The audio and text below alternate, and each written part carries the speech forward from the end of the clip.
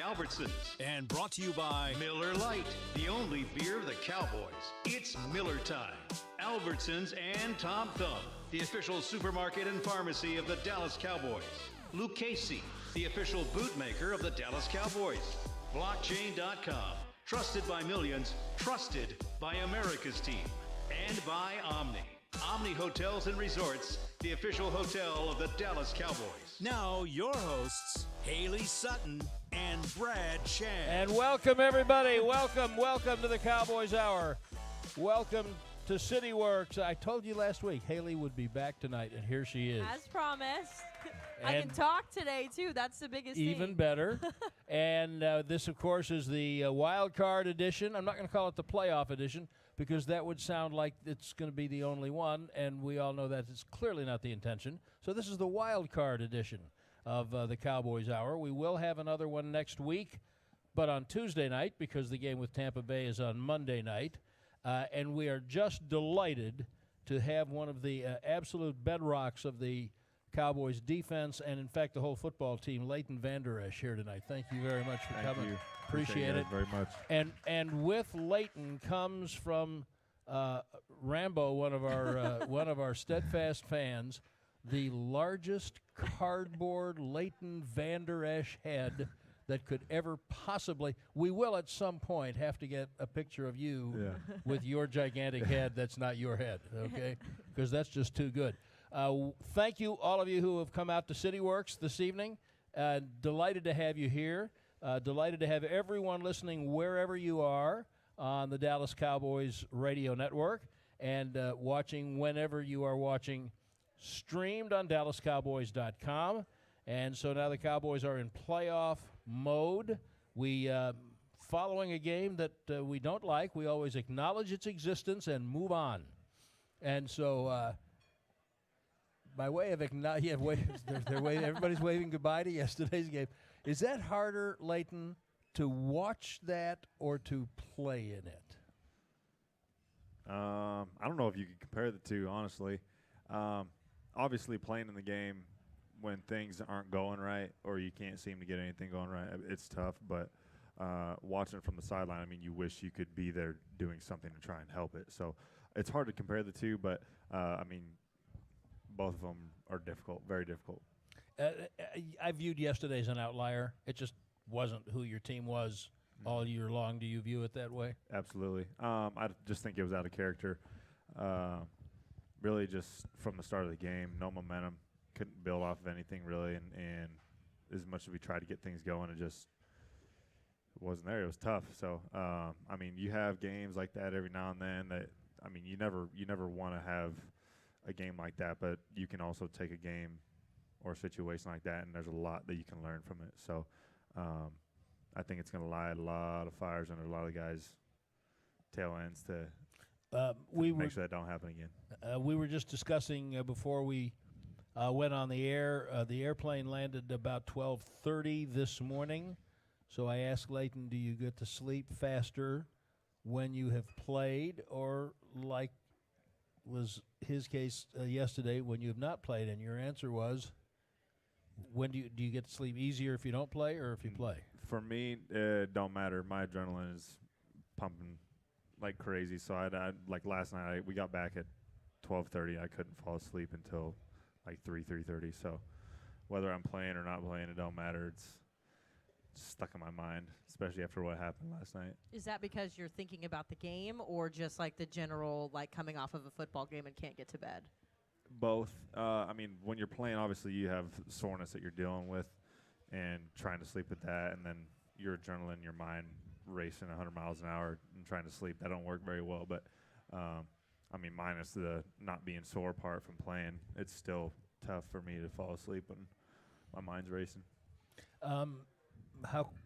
How quickly, and by this I mean, was it maybe even before yesterday that people started flipping into playoff mode? Obviously, you wanted to win. You want to win every game, but where you were going to be slotted was already decided. Yeah.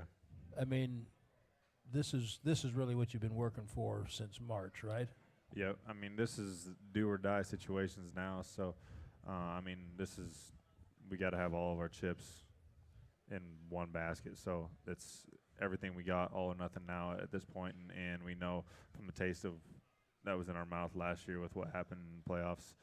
Nobody wants to experience that again, and I mean, we have everything in place this year to go and get it done, and I know the guys are all thinking the exact same thing. The amount of confidence we have in our locker room is tremendous, and I think that's exactly what matters. And looking at like our road and probably what it's going to be like throughout the playoffs, it's tough, but I mean we're really focused on Tampa Bay, and we've had 2 cracks at it in the last 2 years and fallen short, but I mean third time's a charm, and I know we're going to be guns blazing going into this game, and everybody's super excited. It's supposed to be tough, you know. There's like usually not a lot of bad teams in the playoffs. Yeah. So when you get in there, it's supposed to get tougher. Everybody wants to know how you're feeling. Obviously, you as a precaution, you've sat out the last few weeks. How you feeling? I feel good. I mean, just been staying in shape, getting ready for this playoff run, making sure the rest of my – I mean, it's been nice, but the rest of my body's been able to heal up and got fresh legs, and everybody's been kind of teasing me and making fun of me for not being out there practicing every single day or going through it, but because they know I'm going to have fresh legs when I get back. But, I mean, that's all part of it, but I've just been working, staying in the weight room, getting my strength back, and I feel great now, and I know I'm going to be very ready to go throughout this week of prep going into Tampa. So I'm looking forward to it, and I know a lot of guys are. I'm just looking forward to getting back out there with everybody and being able to communicate and lead on the field. What just flashed through my mind when you were talking about everybody's going to be, you know, everybody's been on you because you're going to have fresh. What just flashed through my mind was Sean Lee, because I've been in touch with him, talking to him in recent weeks about some other stuff, and we always wind up talking about you at some point. And I know how proud of your career he is, the fact that you overlapped a little bit, and he would be all over you like a cheap suit this week, wouldn't he? Absolutely he would. I mean, the bond that Sean and I had when we played together here, and still, I mean, we're in contact regularly. Sometimes we play phone tag with each other because I know he's busy and just enjoying retirement and life now, which he should. But I love that guy so much, and he's taught me so much about the game of football, and I still learn things from him every time, every chance that we get to talk. And I mean, I know he'd be on me this whole week leading up into this game, but it all comes with love, and he treats me like one of his brothers. So, and I do the same with him. When now that you're kind of approaching that veteran side of your career, because we were talking about that before we sat down, when it comes to injuries and, you know, just recognizing how your body feels, how it takes to heal, have you noticed that as you get further in your career, you're kind of more in touch with that, where like maybe with something like this, you would have wanted to play last week and suited up, whereas now you're kind of able to say, let me give it one more week? Absolutely. I mean, I think just the development of any player's career, you learn what works for you, what doesn't work for you as far as rehab or recovery aspects, and I think that's the biggest thing at a young age. It's like you don't necessarily think that you need that, but it is so important. And if you could just try certain things and figure out like, okay, I like this works for me good, because some things work for others better than others. And so now at this point in my career, I feel like I got a pretty good tune on the things I need every single week to get ready to play, regardless of whether I'm healthy playing or got a couple bumps and bruises I'm trying to get right before the game. All that stuff matters, and you figure that stuff out as you go, and I feel like by year 3, 4, and 5, I mean, you have a pretty good idea of what you need and what really, really works for your body.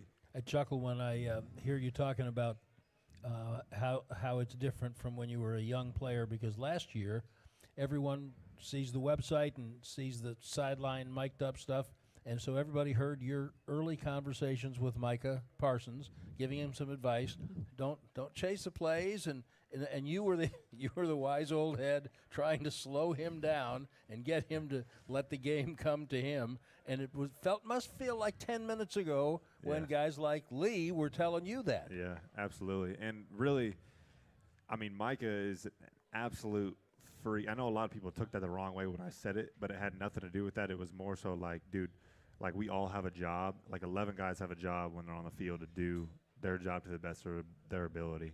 And if someone gets out of their gap or if someone doesn't do their job every single play, that's when big plays happen, explosive plays happen. So it was more so on that fact to get them to realize, like, hey, like, dude, you can make a lot of plays, but, like, there's a lot of times, like, you need to do your job. And so, I mean, he's been a cornerstone of our defense ever since he's been here, and know that, hey, if we need to play, like, Mike is going to be one of the dudes to make that play or to go get it just based off of his raw freak talent and ability to go play the game of football. He has a nose for the ball, so I'm not going to hold him back from going and get it at all. The great thing to me, though, is, and I say all the time, the thing I like the best about this show is showing people the human beings you guys are. So someone had to tell you that 10 minutes ago, which is 5 years, and now you are telling him. And to me, it shows the evolution, a part of the evolution of Leighton Vander Esch. So you made the Pro Bowl as a rookie, and now, my opinion, please reflect, your leadership, the increased responsibility that they have given you, the fact that they pretty much leave you on the field in this defense. I think you're playing the best football of your career, and you look more comfortable in the role. Is any of that right? Yeah, I think I think you hit it right on the head. I don't necessarily like talking about myself in aspects of my performance, really. I like talking more so about knowing my ability and being confident in my ability and what I can go do and contribute to the team.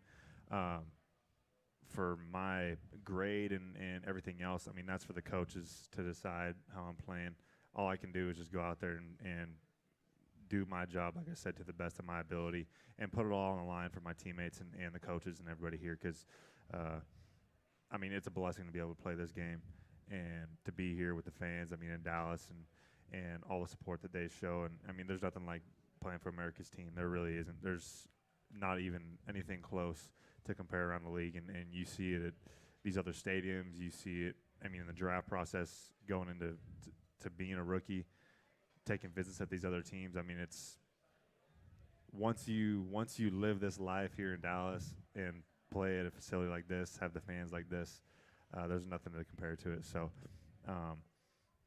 like I said, I mean, I just try to do my job, have fun doing it because I know it don't last very long. But I appreciate the compliments very much as far as what's been going on this season, and know that, I mean, it's not over yet. So we're taking it one game at a time. I know I am, and I got to go put on good stuff on film this week against Tampa. So I'm looking forward to it, but I appreciate it very much. Yeah, well, I mean, you're welcome. You earned every syllable, and I think we understand who you are, and you don't like to talk about yourself. That's our job. I was going to say, I don't think you're going to get a massive head cut out anywhere else in the NFL. You don't have to worry about getting a big head because they've got your big head right out there. We'll show this to you on DallasCowboys.com. Yeah. Leighton Vander Esch is our guest this evening on the Cowboys Hour at CityWorks, and we'll be right back.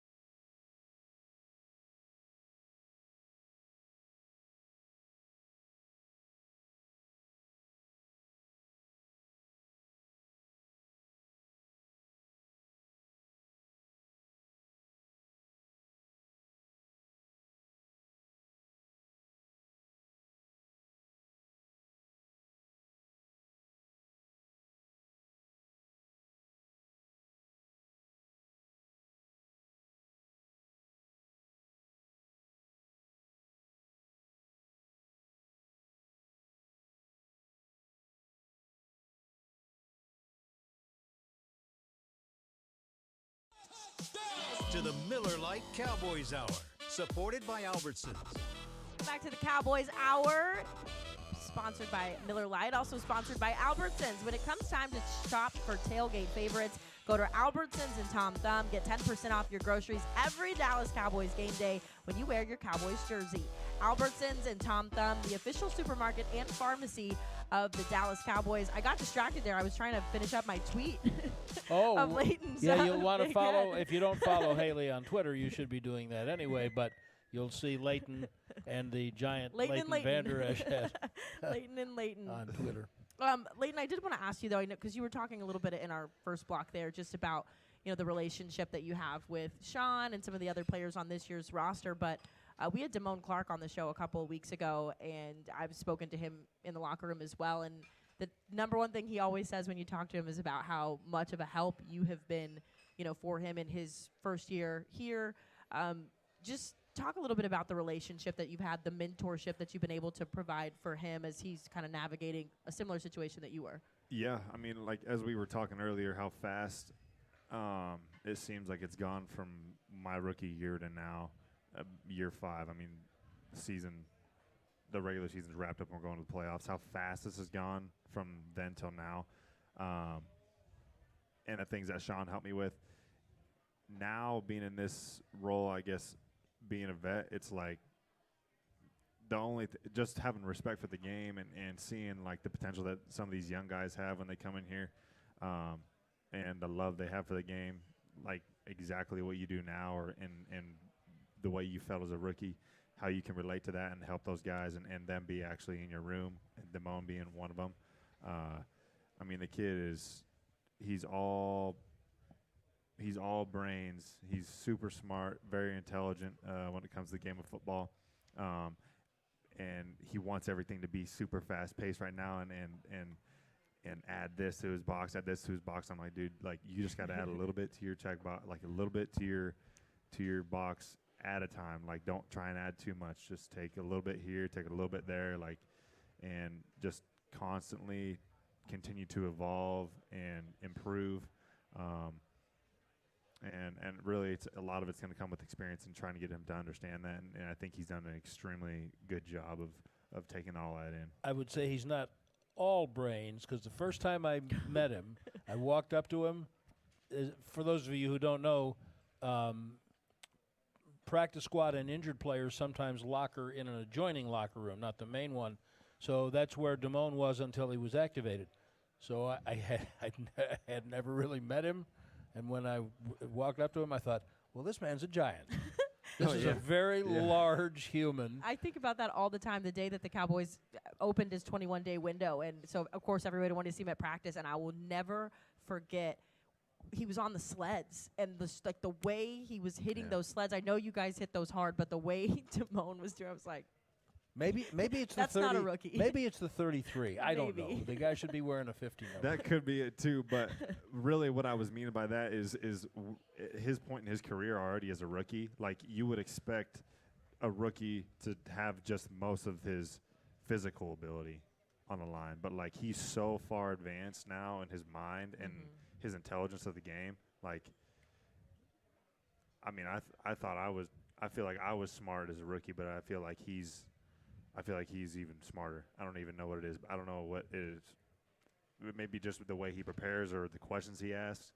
But I feel like some of the questions he asks, I'm like, dude, I didn't ask this stuff to Sean when I was a rookie.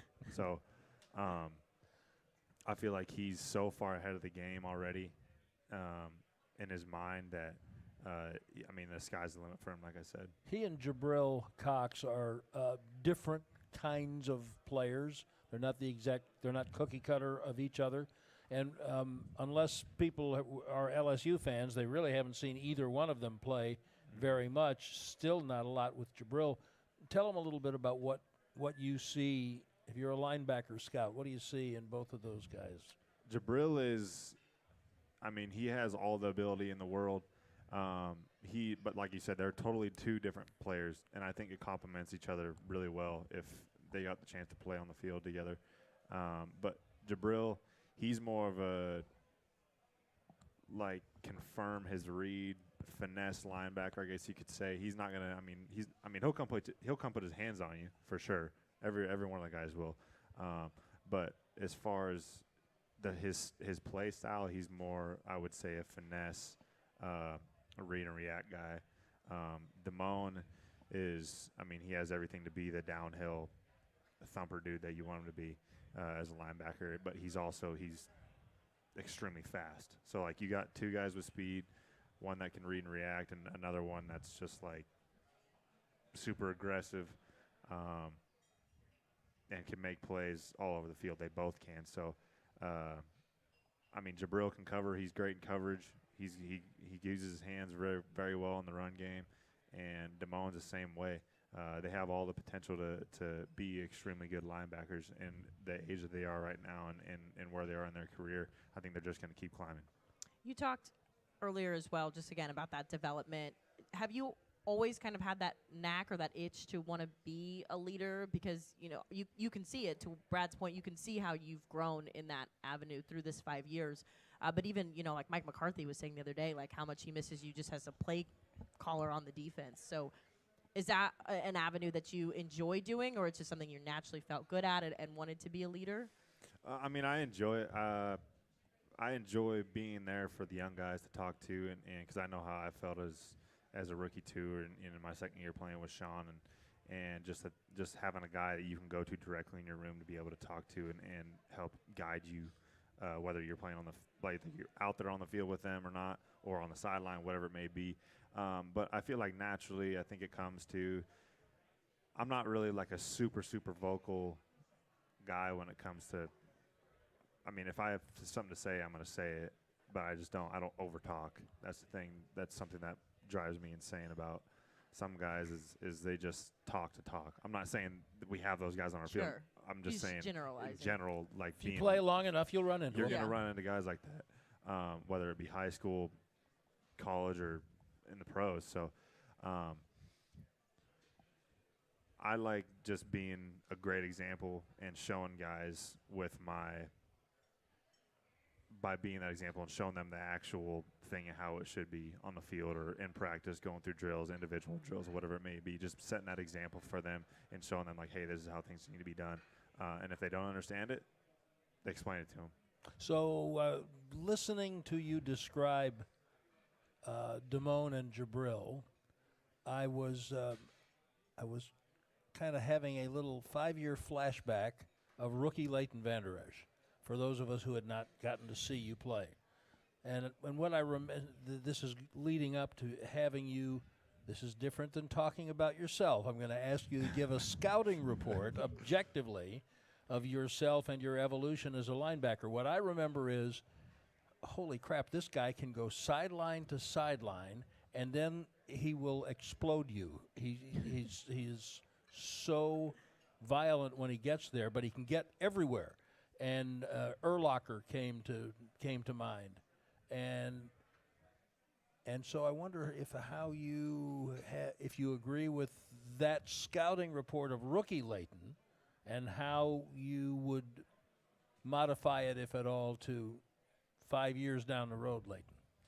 Yeah, I think, there's so many plays. There's, like, good plays and bad plays that just get ingrained in your mind throughout your career. And, like, there's plays from my rookie year that still just absolutely make me want to freaking run into a wall because they just irritate me. I'm like, I made this mistake, and that just wasn't who I was just because I had bad eyes in one play.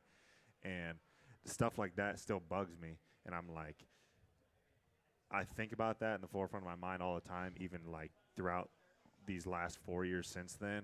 And I think knowing, like, hey, the certain things that I necessarily was missing as a rookie, thinking about them not constantly to where they just, like, drive you insane or affect your play, but knowing, like, you can anticipate or be ready for something like that now. And I think you're exactly right. I mean, my rookie year, I didn't necessarily realize, like, what was going on all the time, but just playing fast and going and getting the ball, I mean, you can't teach that. And so as time goes on, you start to add in and add to your vision, your peripheral vision, and you learn to keep growing in those areas and picking up swaps, picking up behind the line movements, whatever it may be. It's all those post snap reads that you can get now, 5 years down the road. I think that makes all the difference. And so you take your ability and then you take your experience and you mesh those two together, and it can make for a very dangerous football player. Are you maybe even able? This is so counterintuitive. The defenses are different, so there's that. But you play with so much with the discipline of a veteran that you couldn't have as a rookie, and yet it doesn't look to me like you have sacrificed any aggressiveness to discipline. It hasn't taken away from any of that. Is that something you have to work through to get to that point? So I guess you could say that too. Really, that comes with film study too. You add that in there, and knowing like, okay, all your post snap reads, and just knowing like the looks you're going to get based off of the pre snap, and you match your pre snap, what you think it's going to be, what possible like plays you could get out of that, and then you put your post snap read with that, it can confirm things. And so like the second, like your mind will be going 100 miles an hour thinking like, okay, I could get this run, I could get this pass out of this set, and then they snap the ball, and your post snap you read can confirm that, or like, no, it's not this. But if it confirms that, then you pull your trigger and you go and you read it exactly how you should read it. That's when your aggressiveness can still take part because of your preparation, your study, and knowing what you're seeing. Hope you all understand we're getting a linebacker clinic tonight from Leighton Vander Esch. This is the Cowboys Hour. We are at CityWorks at the Star District in Frisco. Next week's show will be on Tuesday night because the Cowboys have a little appointment in Tampa on Monday, and we're going to talk some more about that with Leighton Vander Esch when we come back.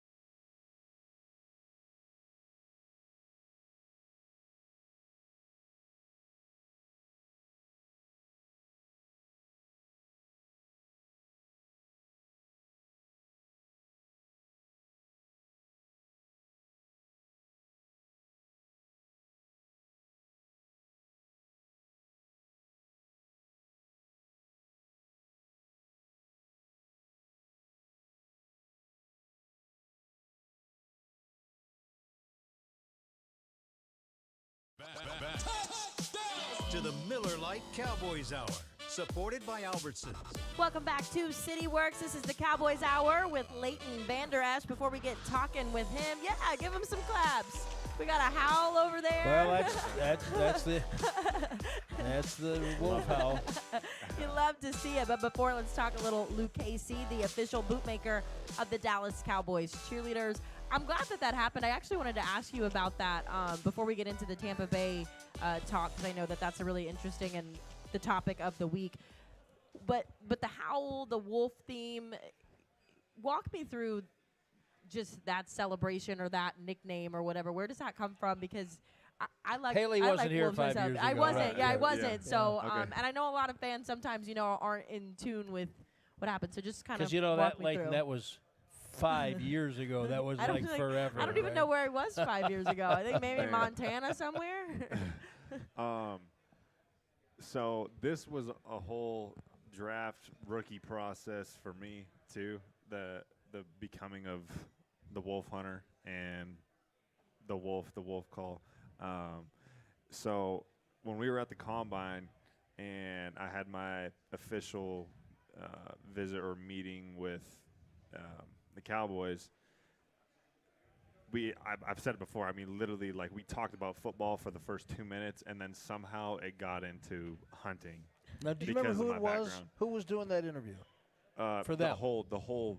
It was in the room with Like the press whole conference? organization. Like, Okay. yeah, Ownership, scouts, all the okay. coaches. coaches, Okay. exactly. Okay. Yeah. Got it. Okay. And so we got to talking about football for like 2 minutes, and then somehow it got flipped over to my background, like hunting, passions I love to do or something like that quick. And then it was just like that's what the meeting was about the whole time. We just talked about life. It was kind of crazy, but not expecting where I thought it was going to go at all.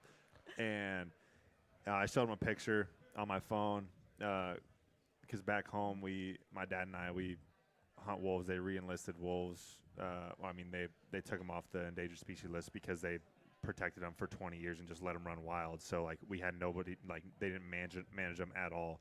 And so, for us, that was, like, predator control at that point. And so, I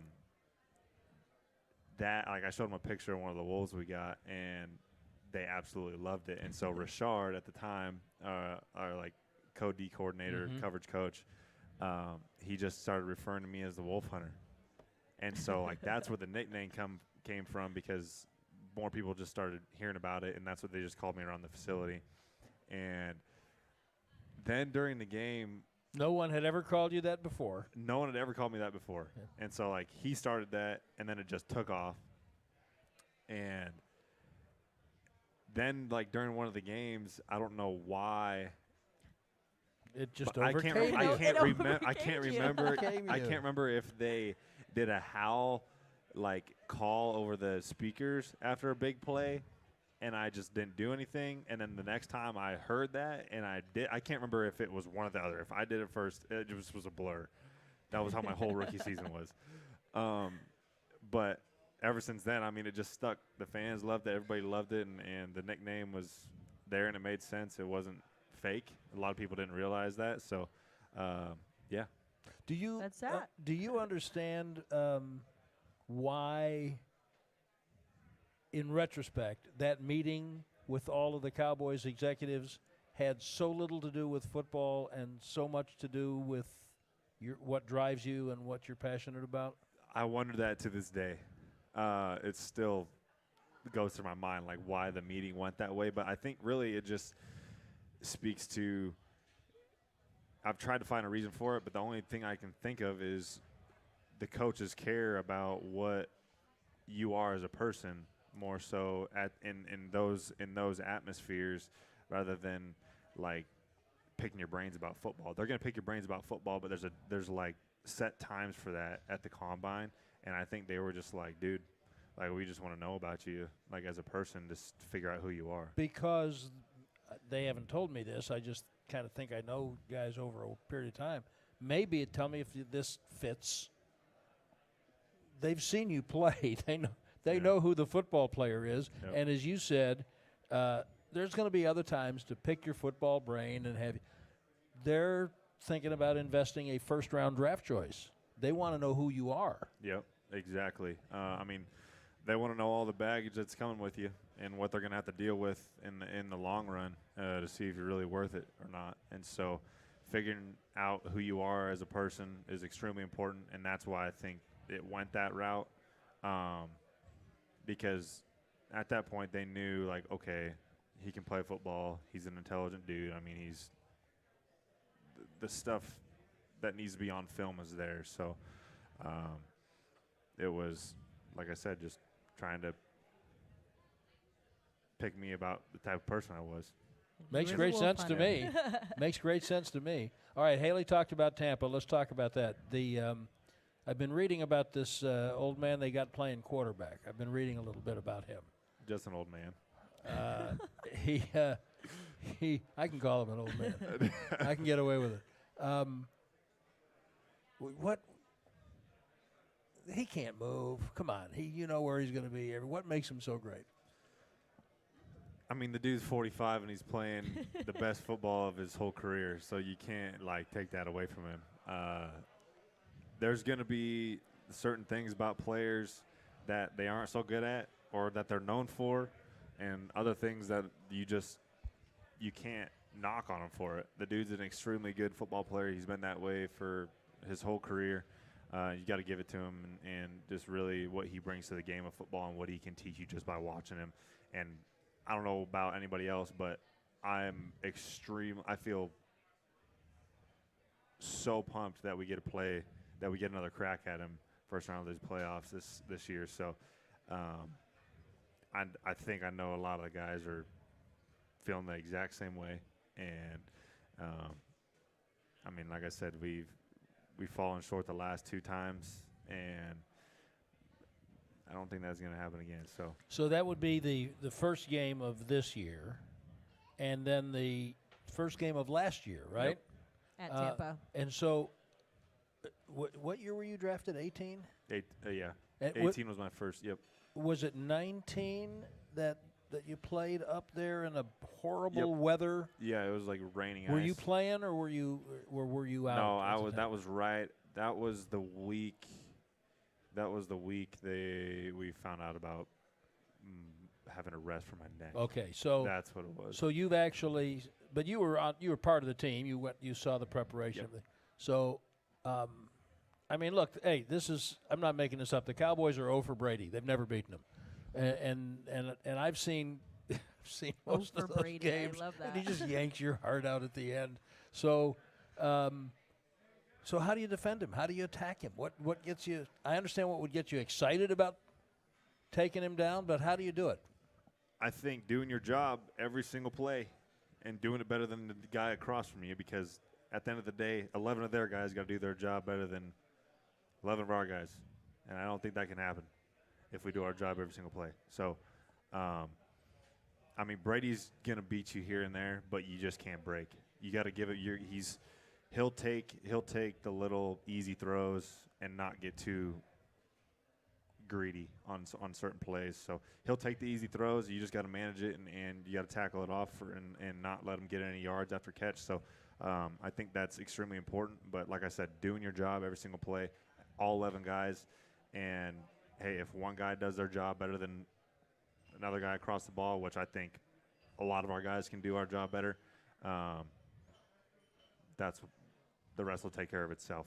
How different is this team now than they were in week 1? Because when we started talking about the matchups of this, it kind of felt like poetic justice that the postseason rather would start with this rematch. But how much has this team changed since that first game? I mean, we've got a whole another season under our belts together on top of last year. So I think just really how we grew through last season till that first round of the playoffs and leaving that sour taste in our mouth, and then having a whole another year again to develop with this same group that we got, the same crew. Really, we've been lucky to keep us all together on the defensive side of the ball, and obviously to have the coaching staff and DQ still leading us on the way.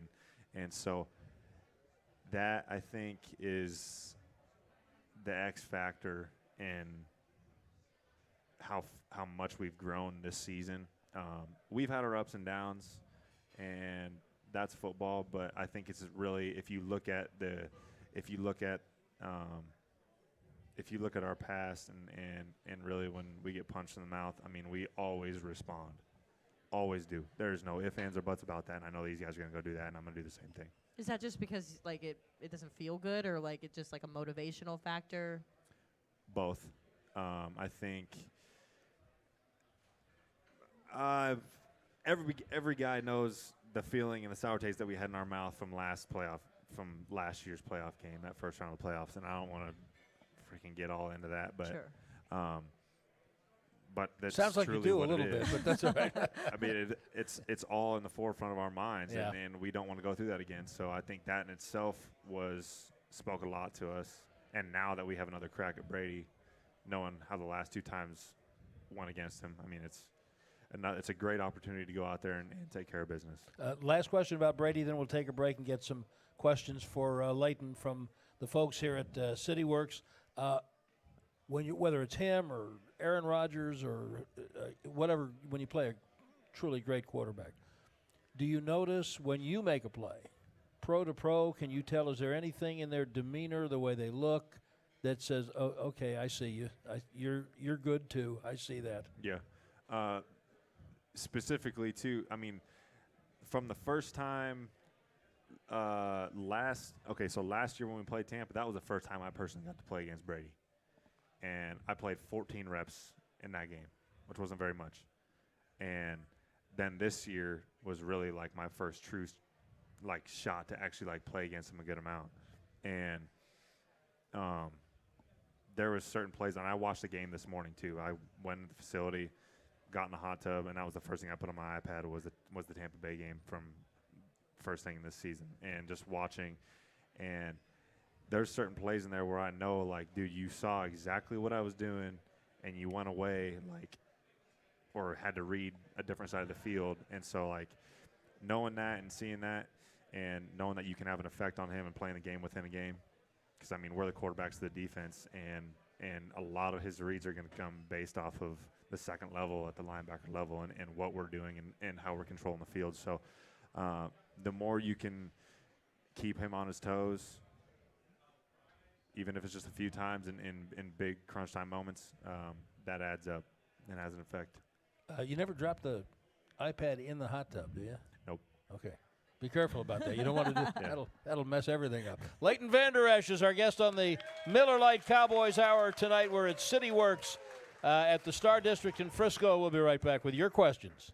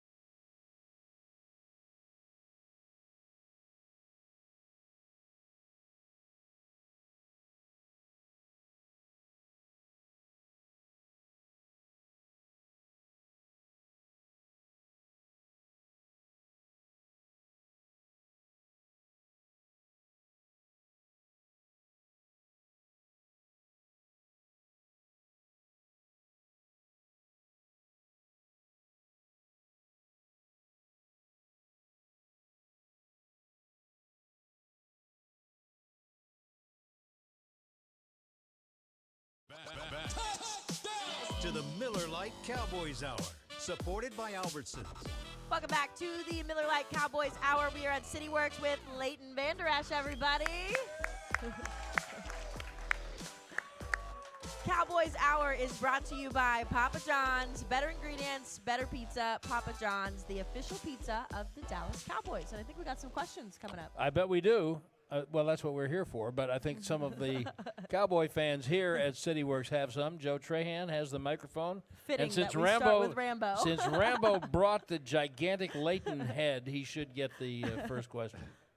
Rambo, where did you get that? and that's the first question. And the next question is, why did you get that?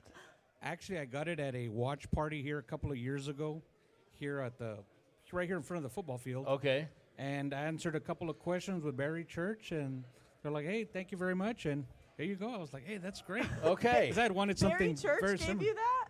No, it was Danny Surek, as a matter of fact. Oh, okay. okay. But yeah, that was a couple years ago. So it wasn't that you went out searching for the biggest Leighton Vander Esch head you could find necessarily. They said, "Here you are." Actually, that definitely made my season. That made my day. Okay, there we go. Excited. So perfect. Well, good evening, Leighton. Thank you. So as a fan, I'm hoping you guys break through that offensive line and get towards Brady, and just take care of business. But is there on the flip side to that? I was like, you know what? If they get to Brady, I'm afraid of the roughing the passer calls just because it's Brady.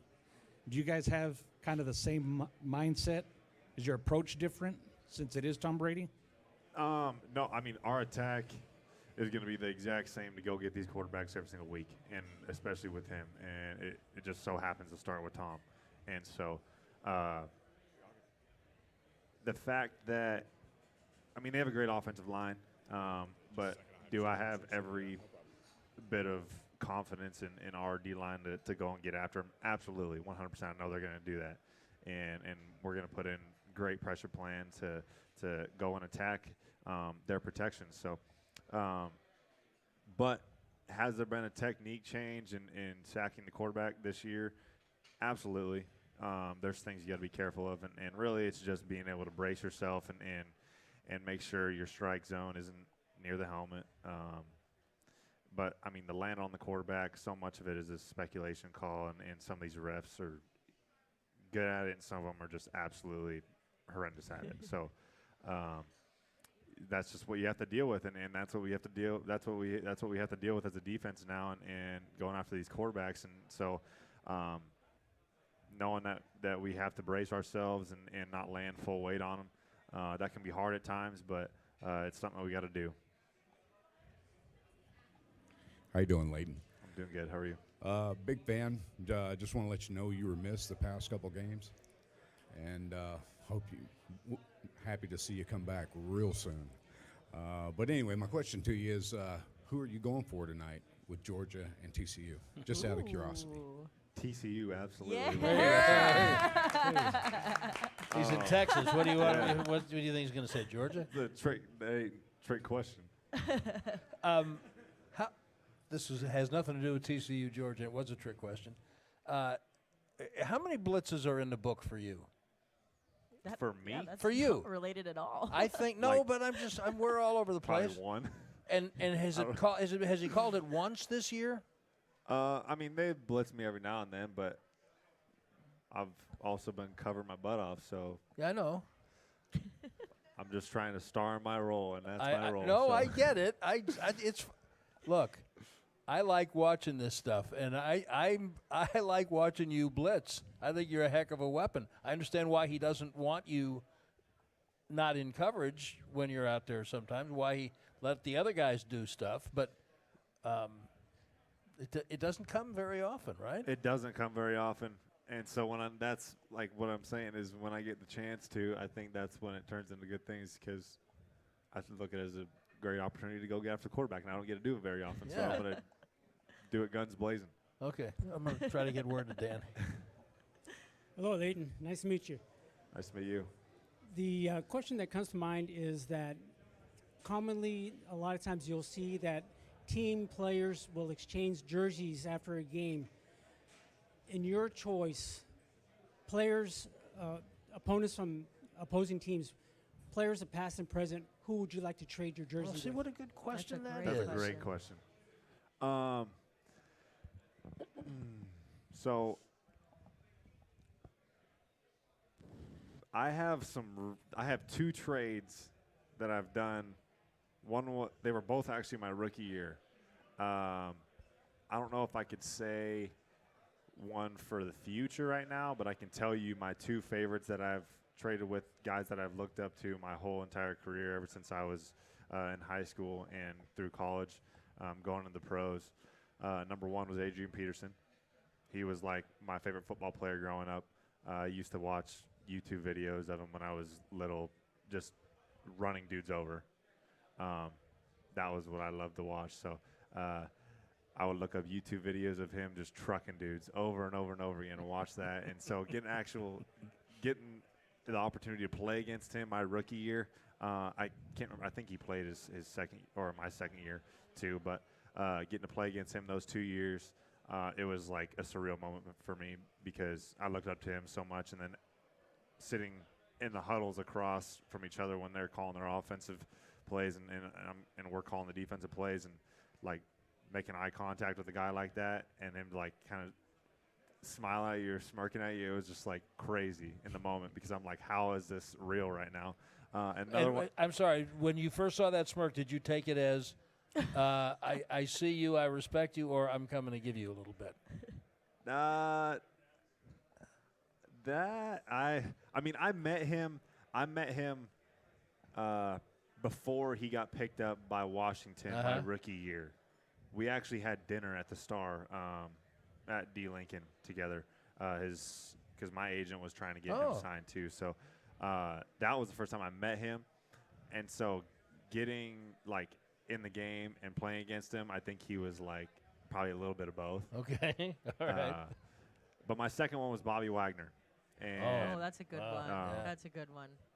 I always looked up to him as obviously because he played the same position that I'm playing. So, and he's been doing it at a high level his whole career. And so getting to play in the Pro Bowl with him my rookie year, I traded jerseys with him. I traded helmets with him too.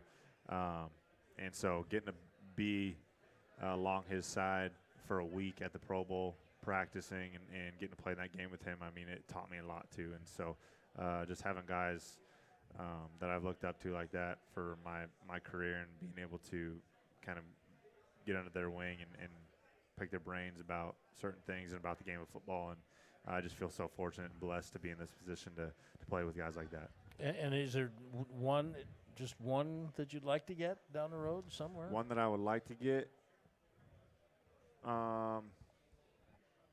Probably Brady. I was going to say, would it be Tom Brady? Yeah. Okay.